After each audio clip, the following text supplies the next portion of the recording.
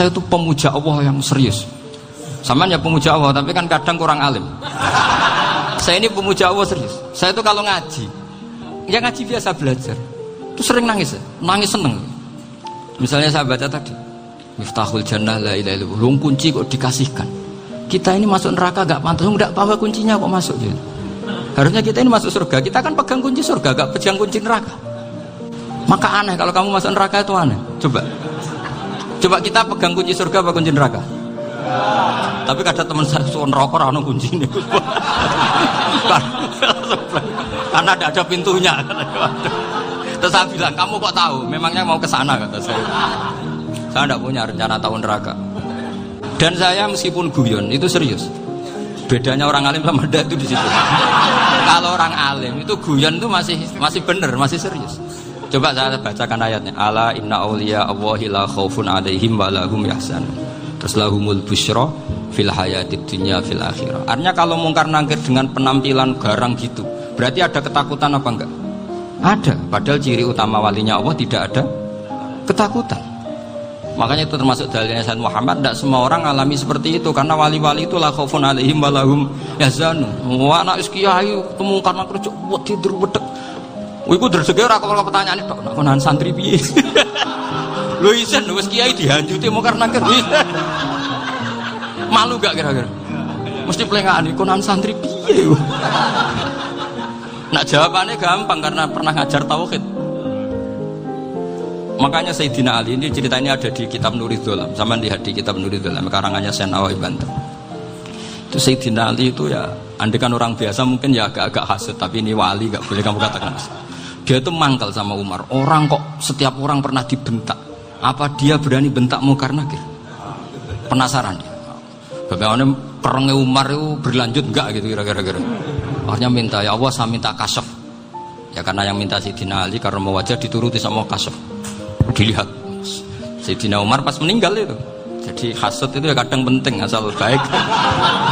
Loh betul, bahasa Kanjeng Nabi kadang la hasada illa fisnaten. Itu Nabi bahasakan ya hasad. Gus Verson aja yang nafsirkan ghobtoh itu kan gaya-gayanan sebagai ulama. Aslinya Nabi ngendikan itu la hasada illa fisnaten. Ulama yang ganti itu namanya ghobtoh. Wong Nabi sendiri nyebut hasad kok kamu tafsiri ghobtoh. Ya hasad ya hasad. Udah enggak usah ditawil-tawil, pokoknya gitu. Kalau sama nggak percaya nggak apa-apa. Kok gitu aja kok repot. Karena sama nggak percaya kemungkinannya dua. Satu nggak ngerti.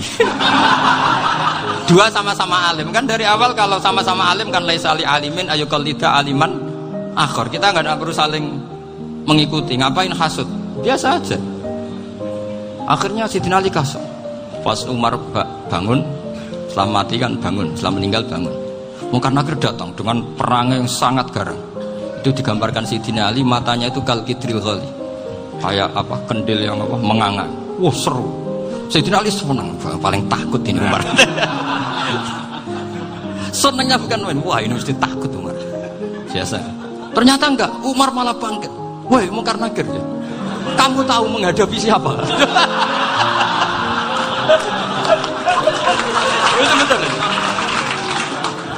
Kamu itu menghadapi temannya ahabbal khalqi ilallah. Yang diandalkan temannya bukan dia. Kamu tahu yang kamu hadapi, saya ini teman kekasihnya Allah. Jadi boleh kamu mengandalkan Mbak Virjon. Tapi nanti resikonya mungkar tanya, itu Virjon siapa? Wah itu masalah kan. Makanya syaratnya wali itu harus ma'rufun fis sama. Di langit sudah populer. Makanya dulu ada orang yang saking seninya Abdul Qadir ditanya apa saja jamnya Abdul Qadir Al-Jilani, itu aman karena beliau populer. Makanya program kita harus populer dulu di langit. Oh, itu nanti kalau dicatut oleh santri-santri nggak apa-apa. Kalau nggak populer nanti dicatat itu siapa? Masalah ya. Umar itu yang dibanggakan itu, kamu tahu saya siapa? Ya enggak tahu, saya ini temannya kekasihnya Allah.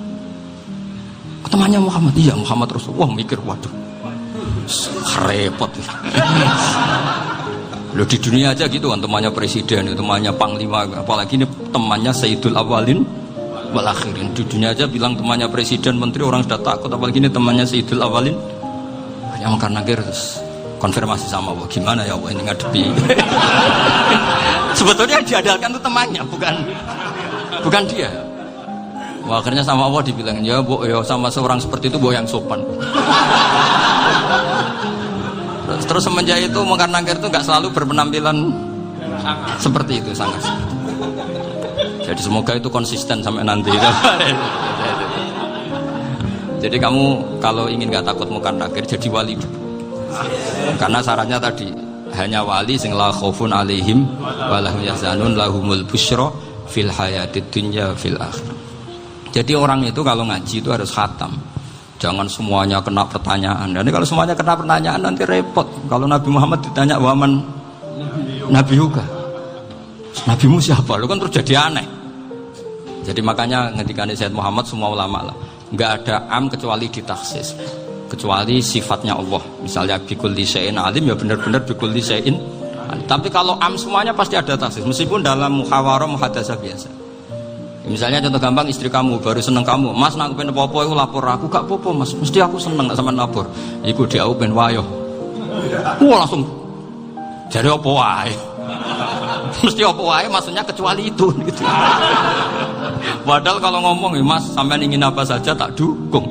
Sampean bilang pengen gue iku wayo. Kira-kira disetujui apa enggak?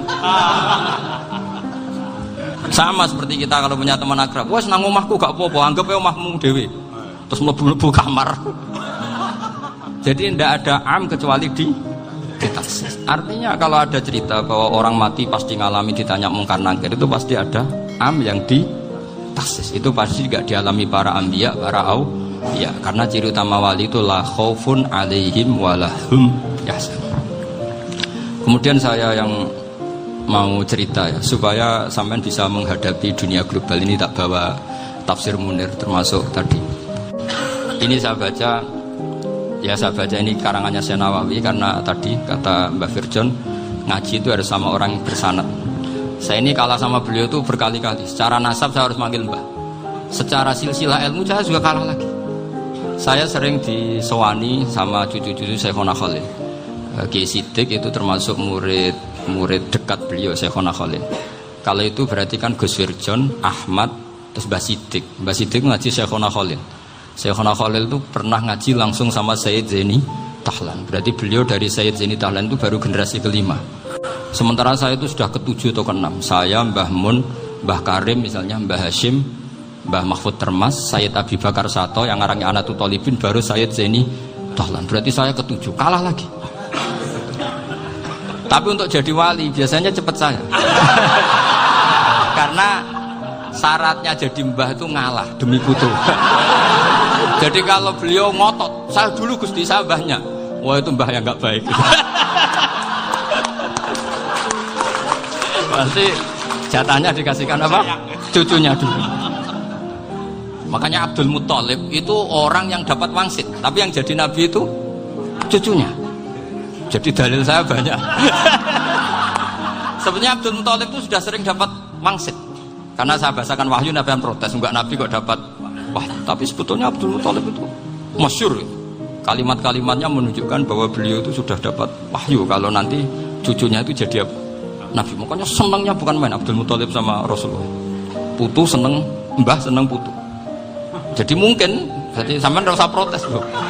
Yang jadi wali kok cucunya. Betul. Dulu Mbah Hamid Pasuruan itu kalau Mbah Ahmad Siddiq ke sana, Mbah Hamid Pasuruan kalau manggil Mbah Ahmad Siddiq itu paman. Tapi pamannya minta ijazah ke ponakan. Apa ya gara-gara itu memang. Kalau itu masih berlaku, apa?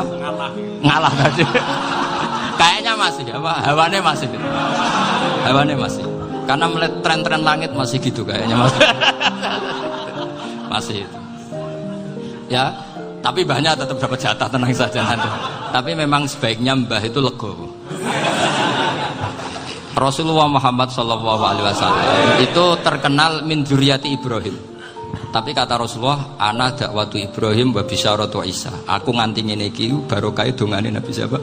Ibrahim. Jadi dongane Nabi Ibrahim ya tiba teng putu. Jadi banyak bukti bahwa jatuhnya ke putu. Tadi saya di kamar sama beliau berduaan. Nih Mbah sing dadi wali di sini. Aku webah.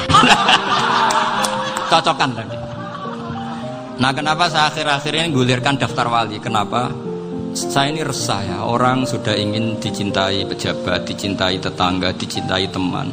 Tapi kadang-kadang orang lupa lagi dicintai apa. Makanya saya meskipun guyon, tapi ini amdan, bukan sahwan. Supaya orang punya cita-cita lagi jadi wali, ingin dicintai Allah. Kita ini terlalu lama ingin dicintai makhluk. Mbok ya naik kelas sedikit. Ingin dicintai Allah Subhanahu wa Ta'ala. Meskipun saya guyon, tapi tadi guyon saya tuh lebih serius ketimbang serius Anda. Karena tak pikir. Saya tuh kalau pergi itu seneng ngebis, bukan karena saya tidak punya mobil, tapi saya sering mau butuh itu supaya gak diganggu. Karena saya tuh harus punya waktu sendiri. Kalau bis kan ketemu orang gak kenal, tapi sekarang ya gak susah, banyak yang kenal. Dan susahnya lagi gak minta ijazah, minta foto. Kurang repot tuh. Mau dibenci itu umatnya Rasulullah Shallallahu Alaihi Wasallam. Mau disetujui itu sanatnya mana? Kalau ketemu orang alim minta apa? Foto. Itu nggak ada sanatnya. Nggak tahu saya itu mazhab dari mana itu. Ya mazhab milenial yang jelas itu kan. Ini tak baca ya biar dapat. Karena ini kenangan saya sama Mbak Ahmad Siddiq. Saya masih ingat betul beliau ngisi hallnya Mbak Abdullah bin Umar, berarti abahnya Mbak Hamid. Karena mbah saya itu Fatimah binti Khalid bin Umar. Kalau Mbah Hamid itu Hamid bin Abdullah bin Umar. Itu saya masih ingat betul zaman itu Mbah Hamid tiap hall di Lasem itu rawuh dan saya derek mbah saya karena masih misanan datang ke Lasem. Itu beliau pas itu ngisi sama Mbah Mun. Mbah Mun masih muda, Ki Ahmad Siddiq sepuh senior.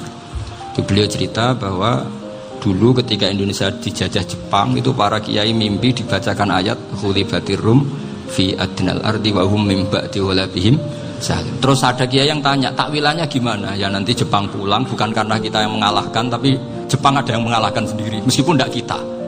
Kayak dulu Faris tidak dikalahkan Islam, tapi dikalahkan Romawi, tapi yang senang umat Islam. Wa yauma idzi yafrahul mu'min.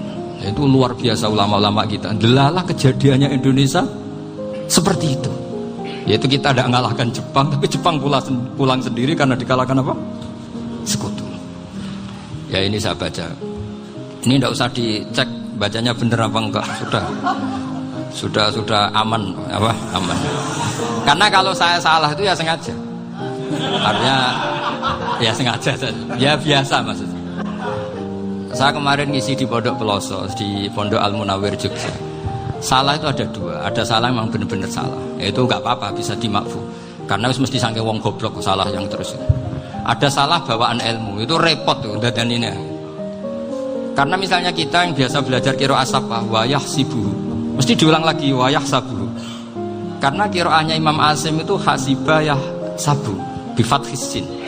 Sementara kita kalau ngaji kitab kulino yah sibuh. Sehingga kita yang biasa belajar safah itu kalau baca kitab itu kayak orang bingung. Kadang-kadang yang ngaji juga bingung. Gus Pak mau di bulan pilih. Ya tepat-tepatan. Ada yang mengatakan Gus Pak bingung, ada yang mengatakan Gus Pak alim alama. Ya tepat-tepatan nasib tadi. Karena memang ya sab'ah memang seperti itu. Misalnya kufuan. Kufuan itu Imam Asim baca kufuan. Tapi beliau punya murid namanya Syu'bah. Itu kalau baca kuf'an. Makanya kita itu, ini kan khataman Quran ya. Jadi saya menyinggung sedikit tentang qiraah sab'ah. Tadi beliau juga sudah tak kasih kitab saya Hifdzuna Liyadal Mushaf. Sama tak ajari latihan sab'ah. Memang angel ya. Makanya yang nggak bisa itu wong pinter. Sudah tahu angel ya nggak usah diteruskan kan. Orang menghindari barang angel itu pinter apa goblok? Pinter. Berarti wong goblok pinter. Saya tuh makanya sama orang goblok tuh respect. Jadi orang alim tuh angel apa gampang? Angel. Menghindari barang angel pinter apa goblok? Loh, orang menghindari barang angel pinter apa goblok? Pinter. Berarti wong goblok pinter. Jadi saya sama orang-orang goblok itu respect. Sudah tahu jadi orang alim angel ya barang angel ya harus dihindari. Makanya saya ini insya Allah umatnya Nabi yang termasuk yang terbaik. Amin. Karena mencintai umatnya Nabi termasuk yang goblok. Itu tidak gampang itu. Karena tadi sudah tahu ya. Seperti itu loh orang naik Panjat Pinang.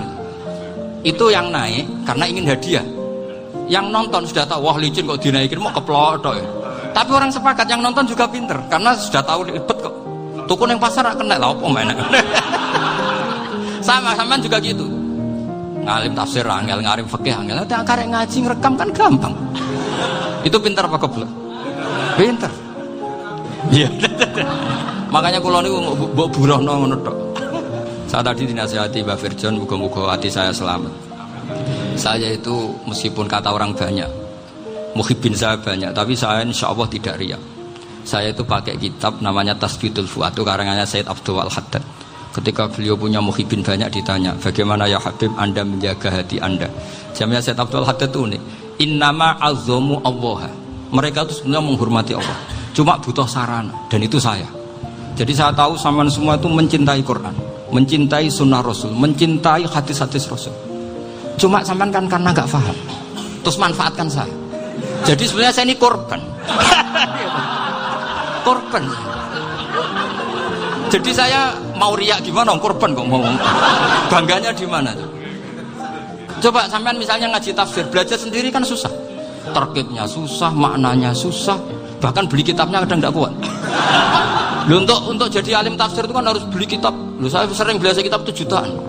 Tafsir Tobari, saya pernah beli kitab Fakhrur Razi itu berapa coba? 27 jilid. Karangannya Fakhrur, belum karangannya ulama modern, Imam Sya'rawi. Itu berapa jilid? Itu jutaan.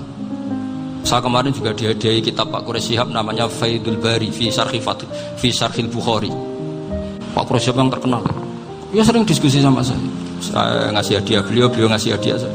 Wah, itu harganya nggak kuat. Tidak kuat, kadang di Indonesia nggak ada coba. Dan sama orang hebat menghindari kesulitan itu. Nah, kesulitan itu sebab ngaji ikut, kalau nggak paham dirukokno rekamannya sudah gitu. Pinter mana sampean sama saya? Pinter sampean kan? Bikin sosis susah, beli aja kok repot kan. Makanya nggak boleh orang bilang, wah aku goblok reso tafsir, aku wong pinter. Makanya nanti kalau saya ketemu Nabi tidak termasuk orang yang mentahkir orang Islam. Kafabil mari isman ayah kira akhahul muslim. Jadi cukup orang itu dosa kalau menyepelekan orang Islam. Termasuk darani sampean goblok itu dosa. Caranya nggak darani goblok ya tadi di logika tadi. Alim itu angel. Ngendari angel itu pinter. Berarti wong bodoh. Pintar ya sudah gitu. Tapi tetap bodoh. Tapi ini satu cara untuk saya respect gitu. Coba orang yang ngaji tafsir saya banyak, mungkin ribuan. Itu sebetulnya mencintai Quran. Karena Quran adalah kitab suci yang panduannya umat Islam.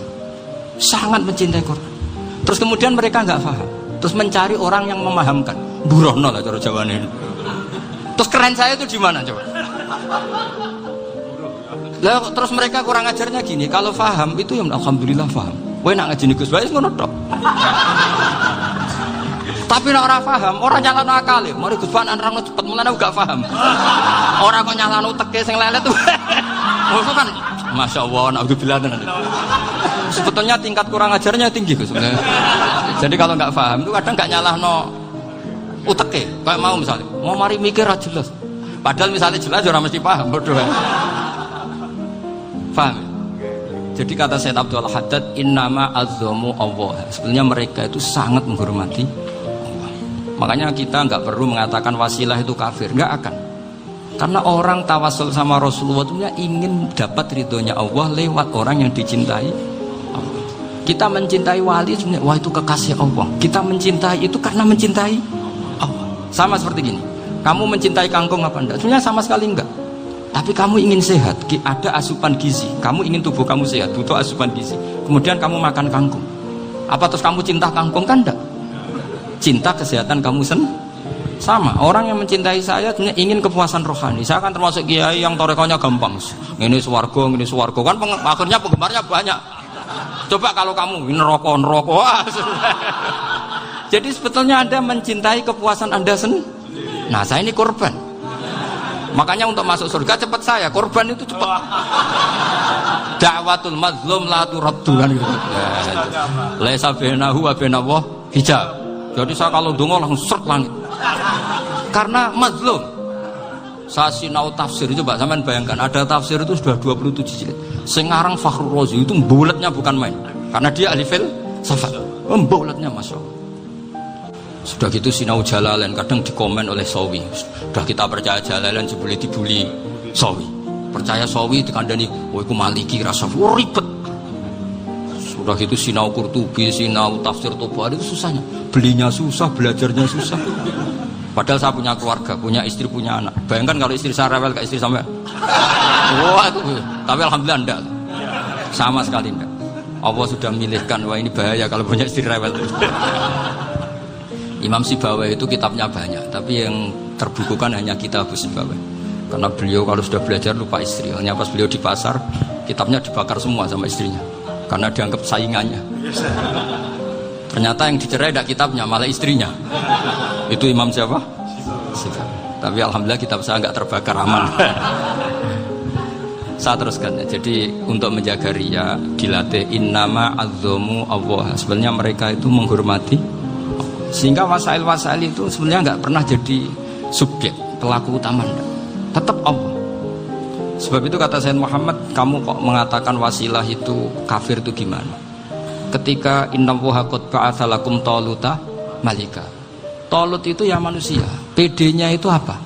Inna ayata mulkihi ayyatiyakumut tabut fihi sakinatum min rabbikum wa baqiyatum mimma taraka alu Musa wa alu Haruna tahmiluhul malaika. Jadi beliau PD itu kalau bawa sunduk semacam peti sakti, sing di situ ada baqiyatum mimma taraka alu Musa wa alu Haruna tahmiluhul malaika.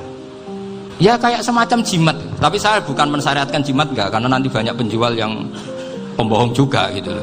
Cuma cerita, kamu tidak usah mengatakan kafir. Dulu Talut PD-nya kalau bawa sunduk semacam peti kesaktian yang di situ ada baqiyatum mimma taraka alu Musa wa alu Haruna tahmiluhul malaika. Sehingga Khalid bin Walid meskipun beliau sahabat dan menyaksikan wajah Rasulullah SAW, itu bawa sya'aratun min sya'aratihi Rasulullah SAW, bawa rambutnya Nabi. Perang kemana-mana itu diletakkan di pecinya. Nanti sampai tanya lagi, masa pakai peci Khalid bin Walid itu? Wah panjang itu, sampai itu repot. Sampai tak warai ngaji usul fikih. Usul fikih itu kalau ngaji itu ada istilah tangkihul manat. Ini mestinya wilayah yang kita bisa berdebat sama Mbah Firjon. Dulu itu musuh saya karena saya makili Anwar, beliau makili Peloso. Tapi tahu-tahu kalah tua terus saya mengundurkan diri. Di fikih itu ada istilah, ada tangkihul manat, ada tahqiqul manat, ada tangkihul manat. Tangkih itu kira-kira gini, lafadz hadis itu dibuang sekian untuk tahu bahwa itu madarul hukmi. Misalnya gini, tak beri contoh paling gampang. Sama harus paham, kalau nggak paham nggak pinter-pinter. Ja'a a'rabiyun ila Rasulillah sallallahu alaihi wasallam. Ya karena ini menghormati Mbah Ahmad Siddiq, beliau orang alim, jadi ngaji ini tetap ada suasana alim. Ya harus ada suasana alim. Nggak perlu jadi orang alim tadi, susah. Sudah ngindari susah itu pintar. Sudah itu aja.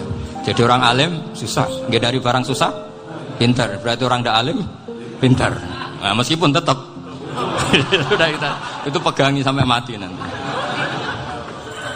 Loh, jadi orang alim itu repot. Itu kata Imam Ghazali, kalau orang alim kalau mau masuk surga itu sama Allah nggak boleh. Kif, kamu nggak boleh langsung masuk surga. Coba cari umat kamu, syafaati dulu. Nah, saya takut nyari sampean nggak bisa kembali. Saya tidak punya rencana itu. Pokoknya mau masuk. Boleh sampean kuaduan, aduan balik raroh dewi, wah repot nanti saya. Berat jadi orang alim itu berat. Ya saya teruskan ya. Ada tangkihul manat. Ja'a a'rabiyun ila Rasulillah sallallahu alaihi wasallam. Faqala ahlaktu wa ma ahlakaka qal waqatu imraati fi nahari Ramadan. Ya sinan kita, saya ini rusak ya Rasulullah. Kenapa? Karena saya menjima istri saya fi nahari Ramadan. Terus kata Nabi, kamu harus bayar kafarah. Napa Nabi kafarah? Puasa 2 bulan. Wong baru 1 hari aja terjadi gitu kok disuruh puasa 2 bulan. Ya tidak kuat ya Rasulullah.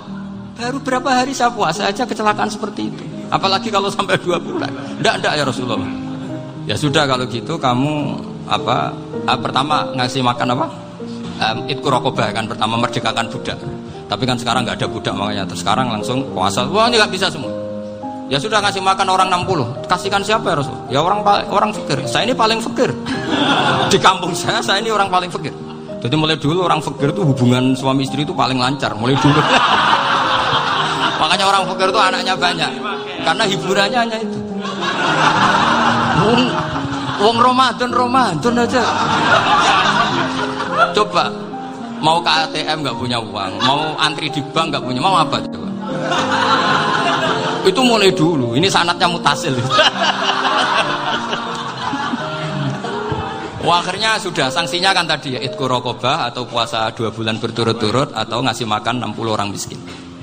Lalu kata ahli usul fikih, kata A'rabi dibuang, nggak menjadi catatan hukum. Orang kota pun kalau melakukan itu juga kena sanksi yang sama. Imro'atau juga dibuang. Andai kan itu dilakukan untuk amatnya juga ketentuannya sama. Nah sekarang perdebatan antara Imam Syafi'i dan Imam Malik begini. Sekarang pertanyaan gini, jima istri itu hukumnya boleh apa haram? Boleh kan? Lalu kalau ada orang tanpa udzur kemudian makan siang-siang, cara Imam Malik hukumnya sama, harus kena sanksi yang sama. Karena sama-sama hadku hurmati Ramadan bi ghairi udzrin syar'iyyin. Sama-sama merusak hukum Ramadan tanpa udzur syar'. Lo jima itu tidak zina. Kan hukumnya jaiz. Nah, sekarang makan hukumnya jaiz, harusnya juga kena ketentuan yang sama. Cara pikirannya Imam Malik. Nah, alhamdulillah Imam Syafi'i gak setuju. Wah, cara setuju repot. Bahkan orang-orang Syafi'i sudah punya khilah, kalau gitu minum dulu. Iya, biar iftarnya pakai minum. Setelah minum baru jima kan.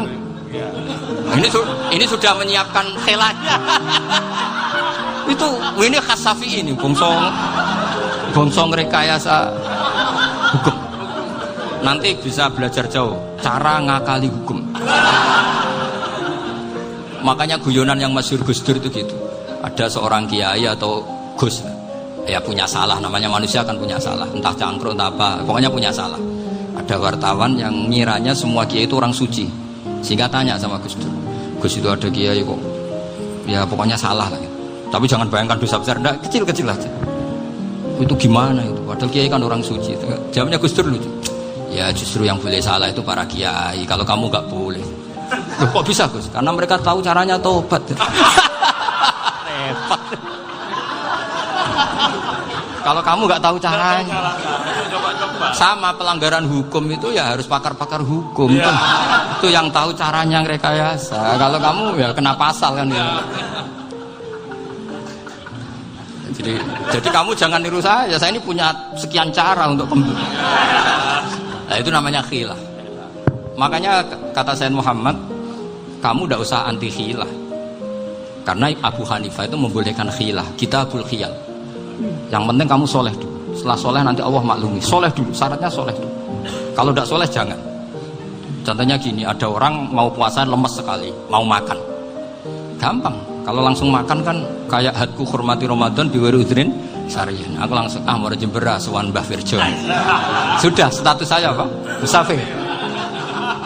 Ya sudah, berangkat aja sampai Tuban makan. Nanti kalau nggak jadi ya nggak apa-apa, sudah. Kan mulai pergi sudah musafir. Saya tidak tahu nanti malaikat tertarik gebuki nggak tahu. Tapi itu ada khilafnya, asal soleh. Karena kata Sayyid Muhammad dan semua kitab mengatakan itu. Kalau sama nggak tahu ya kebablasan. Nabi Ayub, nabi yang terkenal Gudiken itu siapa? Ayub ya. Nah, itu yang Israiliyatnya kan seru. Gudiken dikukur bek kreweng itu terlalu lah kalau itu. Untuk kreweng konti ning Arab ora ono kreweng itu sudah masalah itu. Singkat cerita, Nabi Ayub ketika diasingkan kaumnya itu kan nggak punya sumber makanan. Lah orang lelaki itu mulai dulu egois. Istrinya Nabi Ayub itu cantik sekali, udah cantik, rambutnya bagus. Makanya kamu nggak usah tanya kenapa istrinya kayak banyak yang cantik. Ya, nah warasatul anbiya, nggak boleh gitu. Kalau nggak cantik ya warasatul anbiya dari segi balak. Istrinya Nabi itu semuanya cantik. Nggak usah tanya sebabnya apa, pokoknya gitu, semuanya cantik. Singkat cerita, beberapa kali istrinya Nabi Ayub itu kerja demi bisa nafkahi Nabi siapa? Suatu saat itu tidak ada pekerjaan yang cukup untuk beli roti. Satu-satunya peluang dapat rezeki itu putrinya raja itu rambutnya berondoli. Terus ada sayembara siapa yang rambutnya bagus mau dibeli. Sampai rambutnya istrinya Nabi Ayub itu dijual. Nabi Ayub tersinggung karena itu mengurangi kecantikan. Jadi lelaki mulai dulu gitu. Udah nggak urun kalau istrinya nggak cantik itu komplain. Itu khasnya lelaki. Jadi kalau kamu gitu ada sanadnya juga, tenang saja ya. Komplain ya pegawaian itu. Saking mangkelnya Nabi Ayub terus ngendikan la adriban naki mi'ata sautin. Kamu akan saya pukuli dengan mi'ata sautin atau dengan 100 cambukan. Atau mi'ata dikhtin atau mi'ata apalah sesuai konteks zaman itu. Engko namanya pecut tuku konti kok ribet lagi. Singkat cerita, akhirnya ketahuan bahwa istrinya menjual itu demi Nabi Ayub. Allah nggak ridho kalau kekasihnya, yaitu istrinya Nabi Ayub, wis perjuangan kayak gitu malah kena hukuman. Tapi Allah juga nggak ingin kekasihnya yang bernama Ayub melanggar sumpah.